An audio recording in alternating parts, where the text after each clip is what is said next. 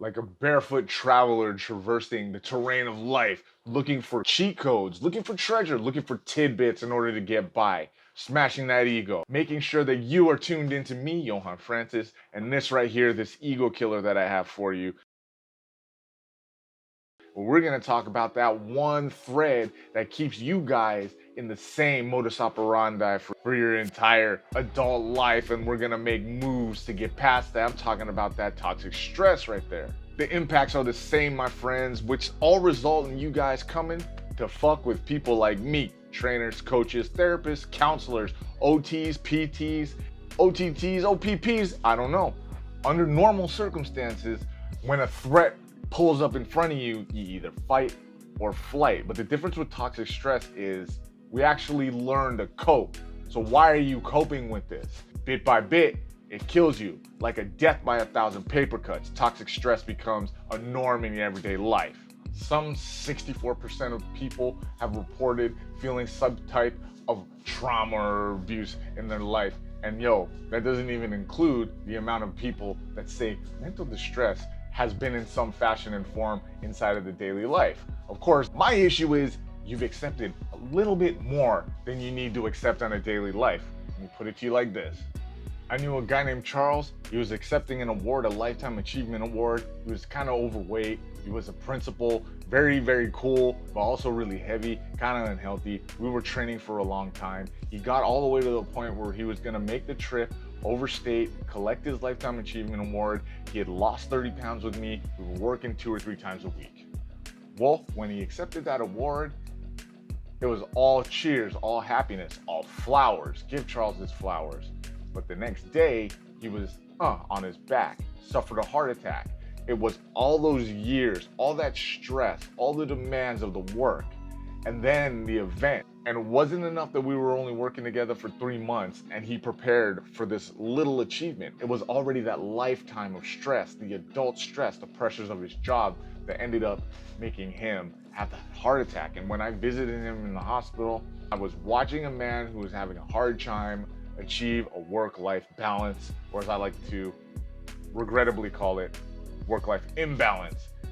Once upon a time, you could pay for college, have 2 kids, get yourself a house, and go on vacation twice a year, all on a waiter salary. Especially nowadays, it's more evident than ever that none of that's gonna happen, especially if you're in my age range or my generation. Look out for Gen Z, what are they gonna do next? But the financial pressures only get more aggrandized over time. That could lead you guys to accept maybe roles inside of your jobs in your life that you don't really like, and every day you wake up like, I don't really wanna do this thing, but I need to pay 70% of my paycheck to my rent. And then you're over there looking at the Joneses. Well, the Joneses got 7 Teslas in their 8-car garage. They're all different shades of colors. You're like, yo, they don't have the red one. Let me get the red one. Point is, you're trying to keep up with them. Keeping up with them, social climbing a ladder, leaves you even more empty than you need to be, because the truth is, you're only looking at something from one perspective.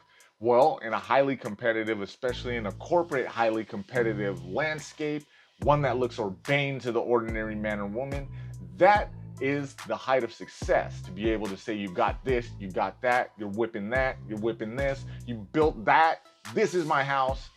But the truth is, you're just leaving yourself with a wider void, and you're accepting that you're not going to be able to live up to it. And that's what really hurts.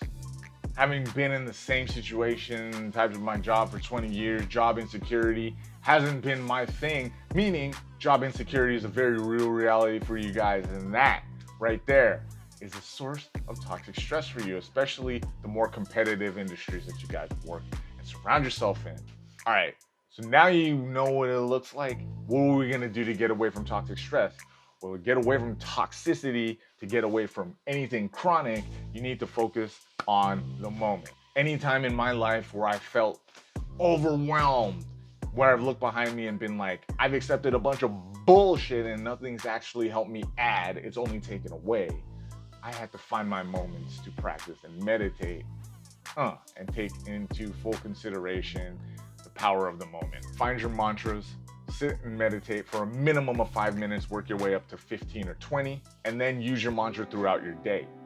All that's gonna do is gonna bring whatever stressors, triggers or antecedents in your day that piss you off, that usually go unattended to. Settles them in, brings them into the moment, and makes it easier for you to accept what's gonna follow. And instead of destructive behaviors, smoking, excessive drinking, too much chemical abuse, excessive time wasting and procrastination, physical addictions, mental addictions, overeating, resorting to extremes, and everything else in between that you guys use to cope instead of deal, well, that stuff becomes more identifiable. Imagine being able to choose what behaviors you use to cope rather than just letting it happen. That's what you guys got to focus on. That's how you do it.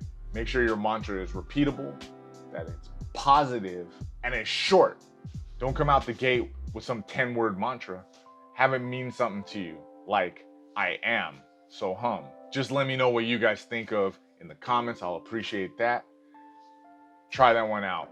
It'll help you start today, moving in the right direction. Most importantly, stay all the way up.